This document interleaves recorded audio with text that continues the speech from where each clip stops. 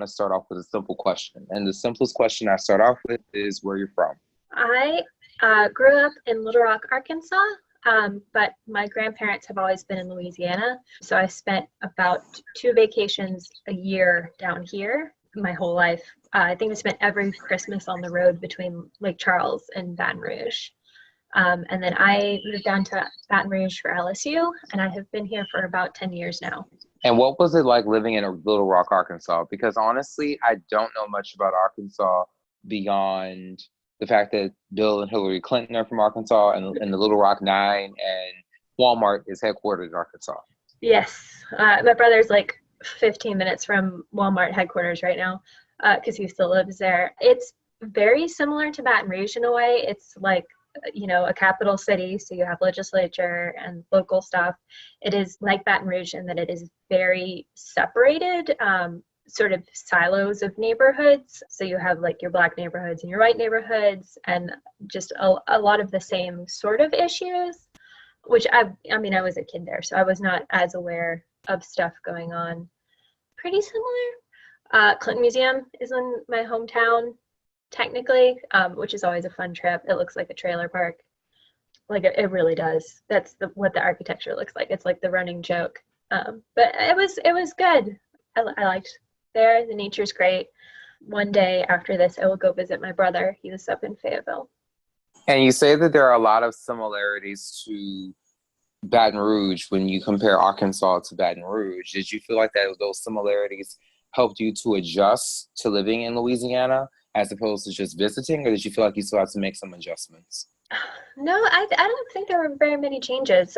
Just sort of because I was down here so often with relatives, the main adjustment was learning the new maps and like where I was spatially in the city, because Baton Rouge is so spread out. But in terms of the people, it's very similar. And it's a very Southern hospitality, like talking to strangers and asking how they're doing, very common. I've never been to Arkansas, and I've been to every neighbor of Louisiana. I've been to Texas, I've been to Mississippi. I've never been to Arkansas, and that's crazy. Well, if you ever need like tour guide tips, hit me up, because I've been very many places in Arkansas. Well, I will definitely hit you up. Absolutely. And what did you study at LSU? I studied English, a degree in literature and creative writing. That's so cool. I have experience with creative writing. I used to go to NOCA, to New Orleans Creative Center of Art, and I also was in Word Crew and Forward Arts, which is this after-school organization. Well, not really after-school organization, but it was an organization that worked with high school youth in terms of teaching literacy, literature, poetry, spoken word, poetry slam. So creative writing is something I'm very passionate about myself. I think I did, LSU has you do like within that for your capstone. I think I did short stories for my capstone class. As it relates to being in Baton Rouge, Mm-hmm. I don't know how long it's been since you graduated, but I know that you've been involved in a lot since you've graduated. So tell me more about your community work and the different things that you've been doing here in Baton Rouge. So it's been about 6 years. About 4 years ago, with the last presidential election, the interim period between college and then, I had 2 kids and was sort of very much in the like hibernation mode of being a new parent. 2016, I joined Progressive Social Network of Baton Rouge, sort of almost immediately after the election. And it was sort of a random thing. Like someone in a mom's group was like, I'm going to this event. And I was like, I'm free that night, I'll just go. And then realizing that like I had sort of stepped back from the world while I was on, de facto maternity leave from the world, and sort of being like, I need to get more involved here. Because I had been involved in college, but then sort of, everyone scatters after university and graduating, especially here. A lot of people go out of state. So it was sort of like, okay, now that I've committed to staying in Baton Rouge, I need to like be in Baton Rouge, if that makes sense, be present in improving it and making it better for everybody who lives here. Tell me more about PSN and the type of work that PSN does in the community. Okay, so Progressive Social Network of Baton Rouge our core values are inclusion, equity, and accountability. So like inclusion of everybody, equity, we should all, have the same access to different things, and accountability in that, we are accountable to each other as a community, but also our elected officials should be accountable to us, and should know that, we're paying attention and listening. So we PSN as a group we go to all the Metro Council meetings, although they're online now, ramping up on going to watching all the school board meetings. We have education groups, Metro Council, and one of the main things is there a gap in something that the community needs? Who's working on an issue? And then is it something we can do? Is how we sort of approach it. When one of us comes up with this city needs something, who's doing it? Do they need help? And if no one's doing it, can we do it? So, and making Baton Rouge more progressive and better for everybody. So I have two questions. The first question I have is relevant to the timeline, because the summer and fall of 2016 was a very chaotic socio-political moment, not just for the world as a whole, but specifically for Baton Rouge. And a lot of different organizations emerged either in response to the Alton Sterling incident that happened that summer, or in response to the 2016 election results when Donald Trump was elected. Did PSN respond to the summer incident, or did it respond to the fall, or did PSN, to your knowledge, just kind of organically grow just coincidentally during that moment? I was not in leadership. I was just your average, sometimes volunteer for the beginning of it.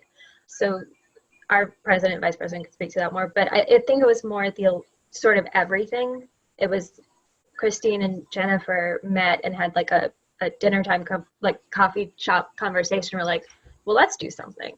And they just had an open call meeting, and that's what came out of it was PSN. But it was sort of everything. Yeah, that was a year. Yeah, and it feels we feel light years from this moment. I mean, I remember where I was as a person, not just as an organizer, because I was very new to organizing in the summer of 2016. I mean, I was still trying to find my voice and figure out what I was going to do as a leader. 821 had only been a year old in terms of my vision for it when the election happened. And I also know that if it weren't for what was happening in the community, then I most likely would not have felt this energy of wanting to have my voice heard, because I wouldn't have had anything pushing me to be more involved in the community. And I remember that happened to a lot of different people. That year pushed a lot of people out of home and out of their houses and their comfort zones and into the streets or into Metro Council meetings, school board meetings, to be more involved. I had my youngest kid in March, of 2016. So I was breastfeeding, baby, the whole 9 yards, bringing a kid. But it was sort of everything happened, and now I've got kids in the city, and okay, my kids have to grow up here probably, so let's get involved and let's make the city better. Sorry, I should not sing in these jingles. I think it was a pretty good jingle. I mean, there was a tune. Sing constantly. It's a real problem here. Yeah. Well, and the next question I wanted to ask was that you have progressive in the names. And just to be clear, 821 is a nonpartisan organization. We are open. Yeah, we're open to everybody, but I often find that when you have progressive in the name, many people often think Democrat or, progressive politics, meaning to the left. What does progressive mean to PSN in your view? Because I know you're not in leadership, so I'm not expecting you to give the mission statement and everything, but I know you've been very involved. So what does progressive mean in the context of PSN? In the context of PSN, since we are a 501c3, it's very much progressive can be a candidate from either party. And we don't endorse parties, but it means that we want this whole city to work for everyone who lives in this city. And it currently doesn't. And it, that for me is that we want it to be a good place for everyone to live, for, LGBTQ people and for the African American community and for like people who are, you know, over policed and immigrants. It's got to be for everybody. It can't just be for, you know, the people who have already sort of made it in this city. And what kind of things have you all worked on with PSNs since you all have been active in the last couple of years? So as an organization, Civil Rights Ordinance, we tried to push the Metro Council, which they have not put it on the agenda and need to. The Education Committee is working on helping public schools and teaching people about public schools. And then me, I am the project manager right now for brvotes.org, which is our voter guide for Baton Rouge, which is a nonpartisan voter guide, basically with candidate information and proposition information for everything on the ballot in East Baton Rouge. brvotes.org, this is my second year in charge of it, but we have a website which is managed by the lovely Quentin Anderson, and it is just, I love it. There's a lot of people on the ballot in Baton Rouge. Surprise, surprise. For this election right now, on July 11th, there are 140 people, and that's not including the Baker races. That's how many people are on the ballot. Now, we didn't research all of them because it's party politics this time, since it's the primary races. We actually had 9 candidates for judge, so that's what we did surveys for, and then 1 parish-wide proposition for this election. We're looking forwards right now to the November election, which is going to be a lot of people, way more people, because we've got every Metro Council member, we've got like 3 or 4 different kinds of judges, a bunch. Oh, it's gonna be so many people. I'm excited. It's gonna be a lot of research.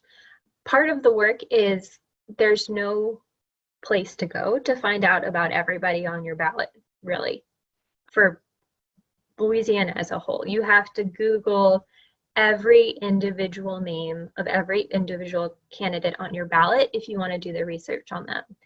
When you look at like news articles from the Advocate, it's like, look at this one specific race.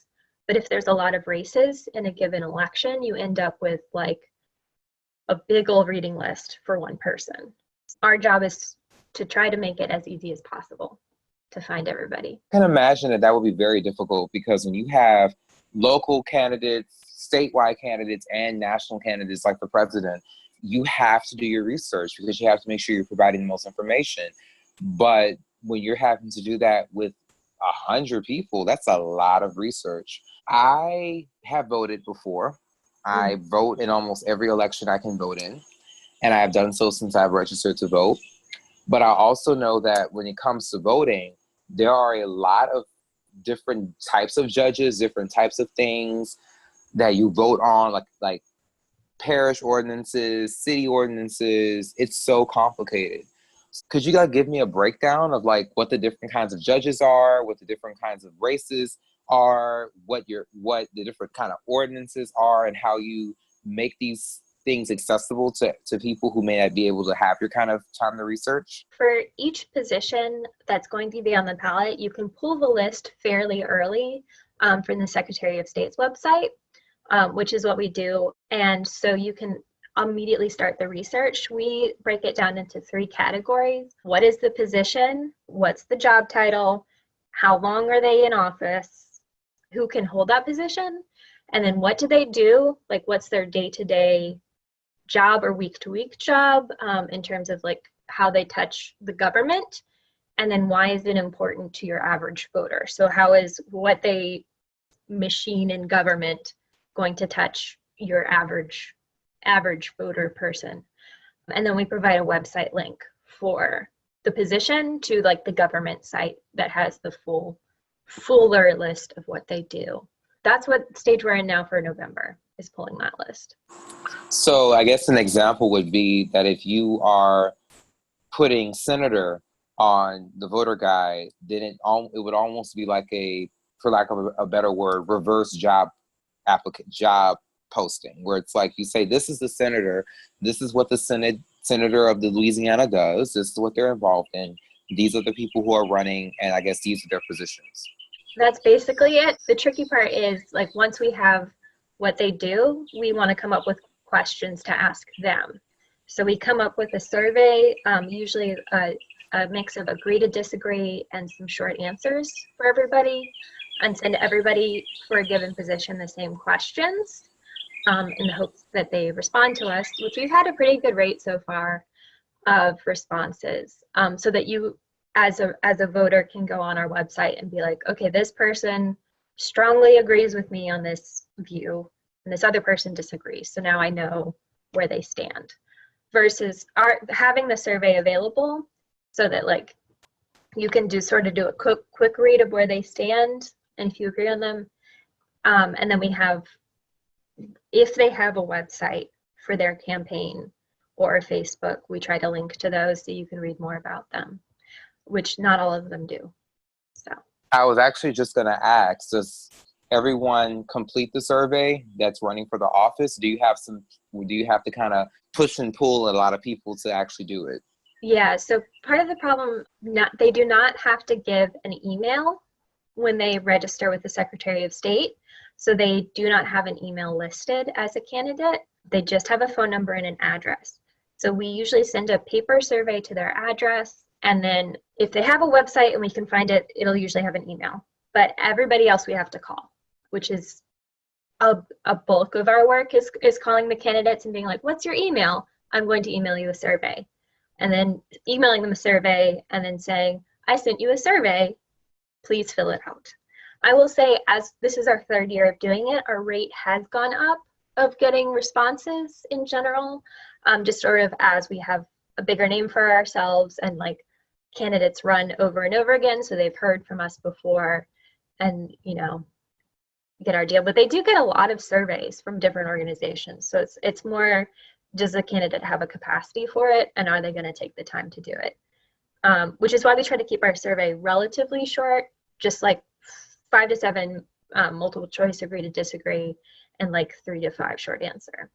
I can imagine that's really difficult. Not only do you have to reach the people, but you also have to make sure that the people you reach are fully completing the survey so you have enough information to give to people. And I can also imagine that it's even harder, if not just as hard, to do that for ordinances and other like taxes that oftentimes are written in a way that is hard to understand, even for someone who may have multiple degrees. So what are some ways that you make things like tax measures, ordinance measures, constitutional amendments, something that, you know, everyday people can understand and read? That's actually a tricky one with the propositions, because they are, I don't have a background in law. My English degree and my Latin minor really don't help for those kinds of language. But for some of them, they will put out a primer. So you can go to like whoever put it on the ballot and be like, what does this mean? Oh dear Lord, what does this mean? And they'll send you like a 1-page fact sheet. So the one on the ballot right now is the sheriff's tax.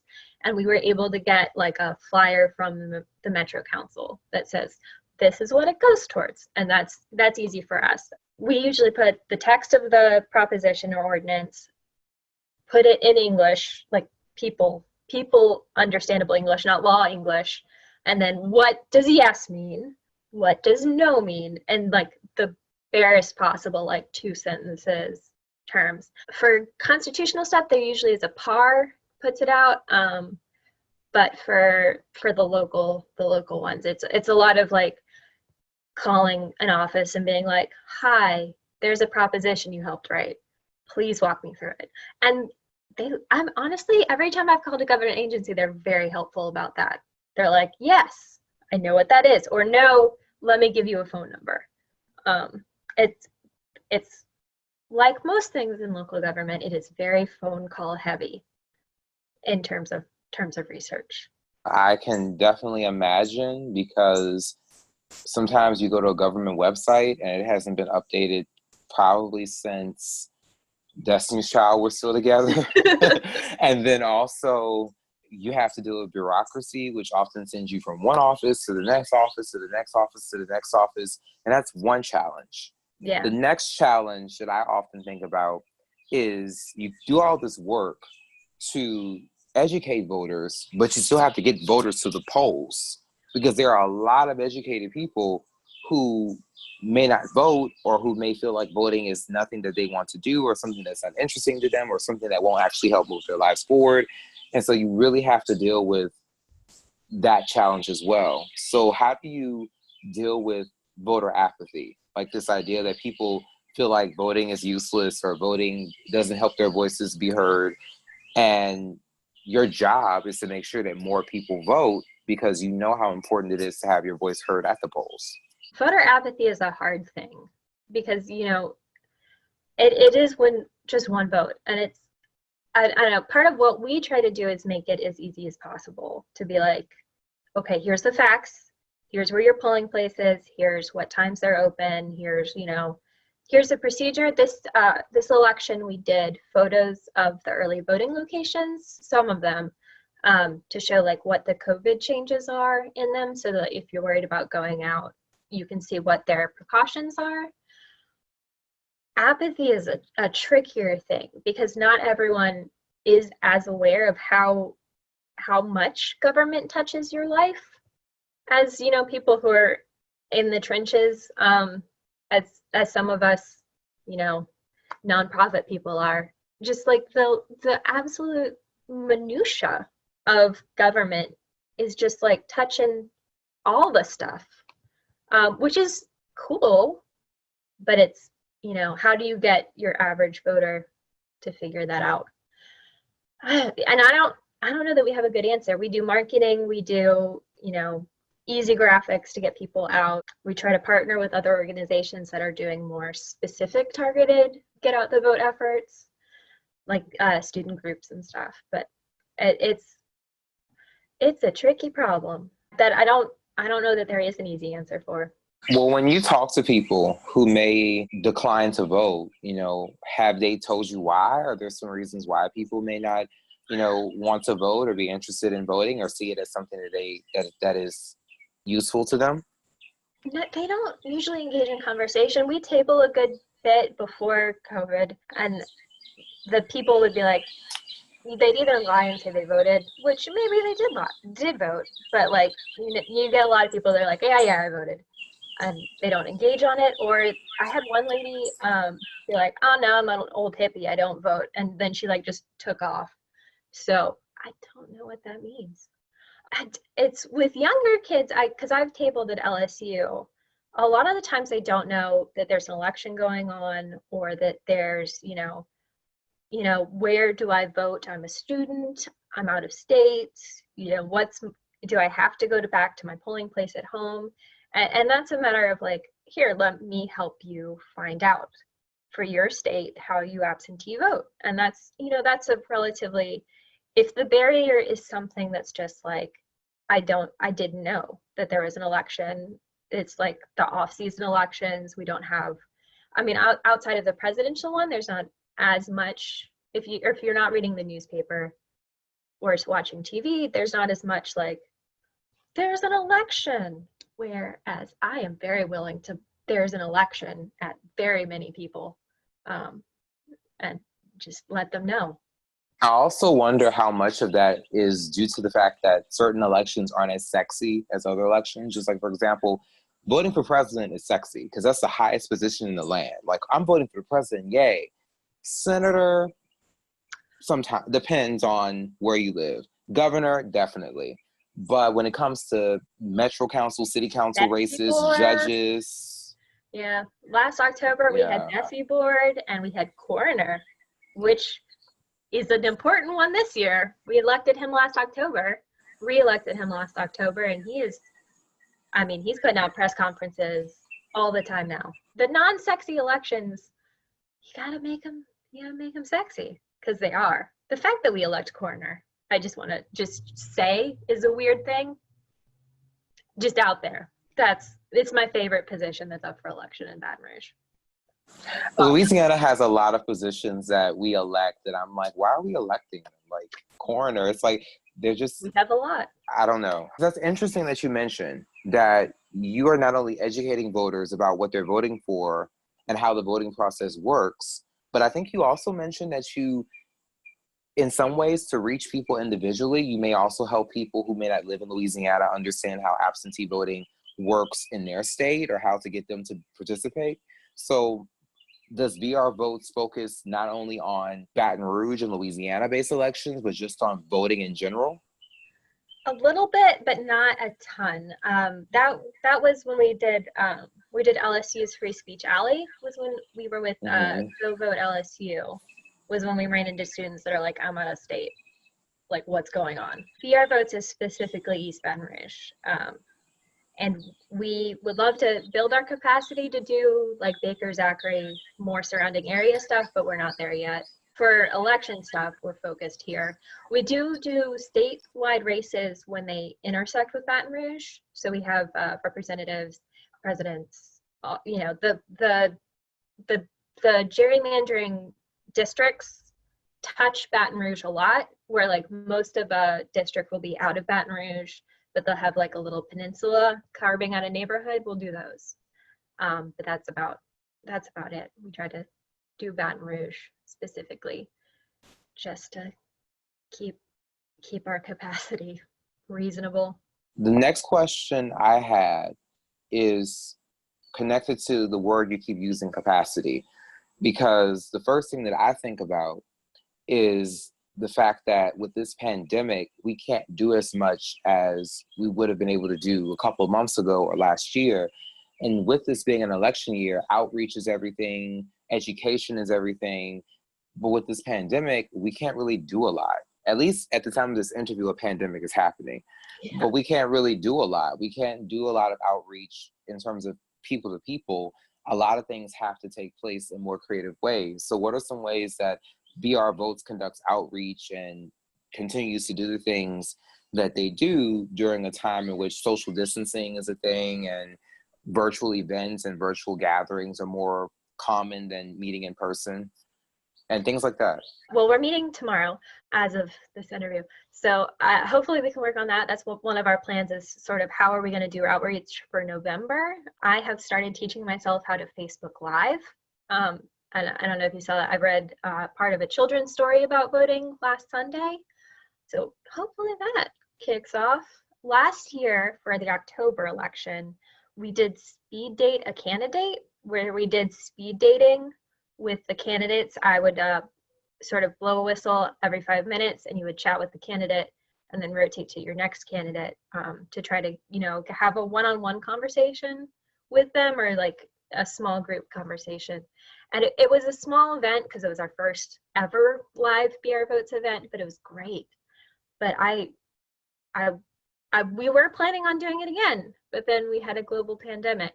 So we'll see how we can bring sort of, I don't know. I imagine a lot of organizations are struggling because there are usually a lot of forums for candidates where they get out together and they talk to a group and answer questions. And I don't see it happening this year.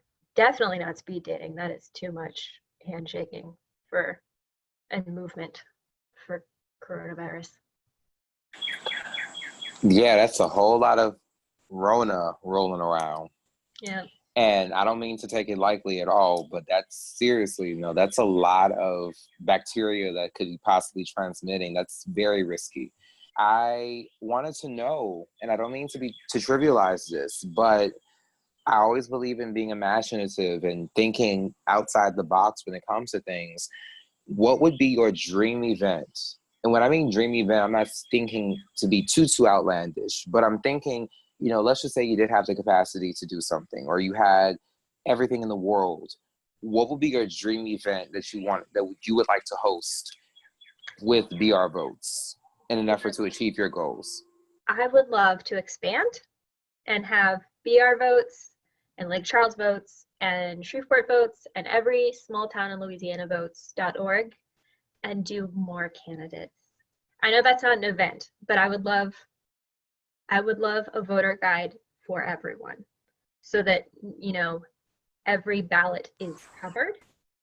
My friend in Oregon got mailed a voter guide with her ballot, like when it came to her, just because they do auto absentee ballots. I would love that. That would be, I know it's not an event, but more people should talk to their elected officials before they vote for them. And some way to do sort of what we did with speed dating, but bigger would be great. Because like I talked to people who went to the speed dating and they were like, I changed my vote based on who I talked to. Just because like talking to the candidate, they said something that was like, I don't want to vote for you. Or said something that was like, oh, you're interesting. Let me research you more. So I think meeting them is so cool. I wonder how many people vote based on the name or based on expediency, because I think about a lot of times people will vote for a candidate simply because their friends are voting for them or their family are voting for them, or people will vote down a certain party line because their family votes that way. So, oh, my family votes Democrat, so I'm gonna vote for a Democrat. My family votes Republican, so I vote for Republican. And how many people oftentimes vote for people that may not represent their views because they're simply voting based on familiarity and not because they're fully educated. Is that an issue that you've run across often? And if so, how do you get people to vote based on being educated as opposed to voting on what they feel like they should be voting on based on their environment? There's definitely a learning curve there, and it's definitely a thing. Like the people alphabetical order voting can affect it, like what order you are in the ballot.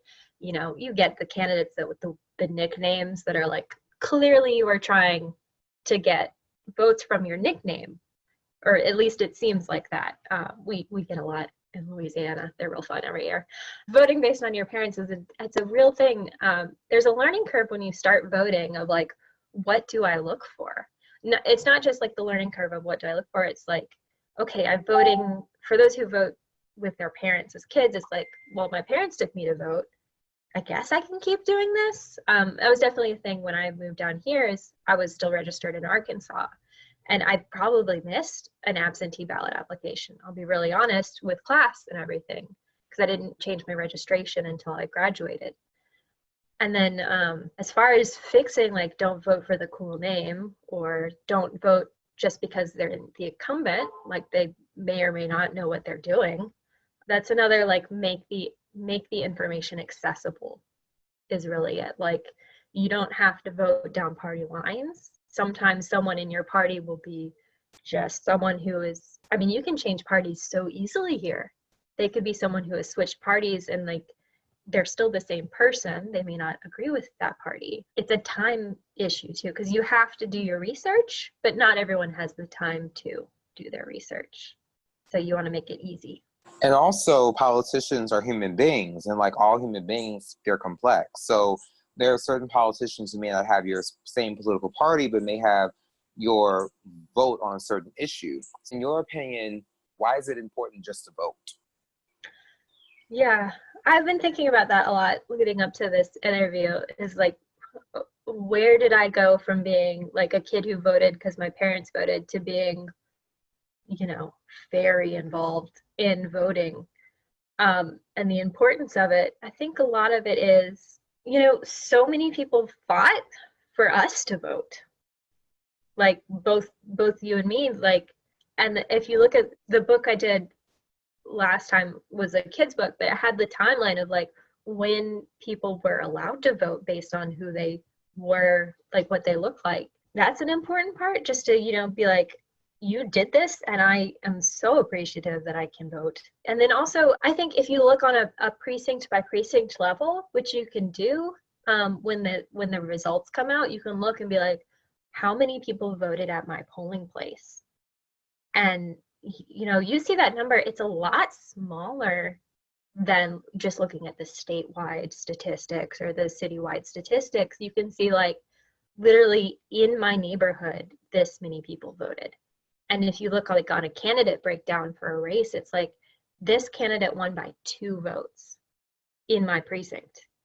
And then you sort of extrapolate that, like in my district, 2 people who went to vote picked this one person. And that applies to every single little neighborhood in your city. Like each, there's 2 people here, 2 people there, 3 people there. I mean, taxes are usually sometimes pretty close depending on what it's for. And it's, but those people pick for everybody. I mean, everybody picks, but like you could be one of those 2 is one of those things. My husband ran for LSU student body president at LSU as the like joke candidate, and he got 301 votes, right, which forced a runoff between the 2 bigger candidates because they didn't have enough people to have a majority. So many people came up to him after the election and were like, I was that 1 vote. Like literally everyone, like like a bunch of people in that number were like, I was the 1 vote. And I think that's important to think about, like, we are the 1 vote. Like, and these races are sometimes really close and sometimes they're not, but you never know.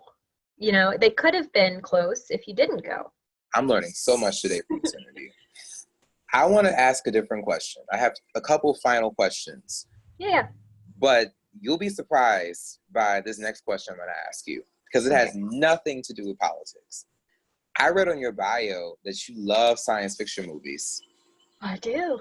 So I want to know, what are your favorite science fiction movies of all time? Star Wars. I'm a Star Wars person. I'm going to bring it back around to politics. Don't worry, Jahi, because I read the Star Wars novels, and I'm not ashamed to say it, and they have a lot of politics in them and action and very terrible plot lines, but they're so good. Star Wars for me was what got me into it. Can I spoil Star Wars? Am I allowed to do that on your thing? On Expanding Our Roots, you can do whatever you want. It's your story, it's your voice, so no judgment. The first scene I saw in Star Wars was when Obi-Wan Kenobi is killed by Darth Vader, and I was like 7, and my dad had to explain that to me, that he disappeared. But I love also trashy sci-fi movies. Highly recommend Arachnoquake, which was filmed in downtown Baton Rouge, although they said it was New Orleans. It is very bad, and I love it. Yeah, no sci-fi. Glad you appreciated that. I was like, I have no idea how to do a bio. I feel like the mood for most of the interviews that I do are serious because, people are talking about the issues that they focus on, the work that they've done. And we laugh, but the tone is mostly, I do this to help the community. I do this to make a difference, or I do this to promote cultural diversity or something like that. But we're more than just our work. We have fun too. We watch movies, we listen to music, and I feel as though it's important to humanize the people that humanize others. Because when people see that activists and organizers and community leaders are real people, then they'll begin to appreciate that the work we do is very hard. And also that the work we do comes from a genuine place. Some of us, we're not like these prodigy leaders that are going to aspire to be president. Some of us literally decided to make a change in our community because we saw an issue that was very important to us.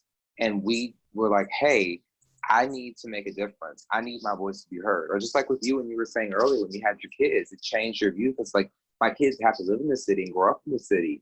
I want this city to be better for them.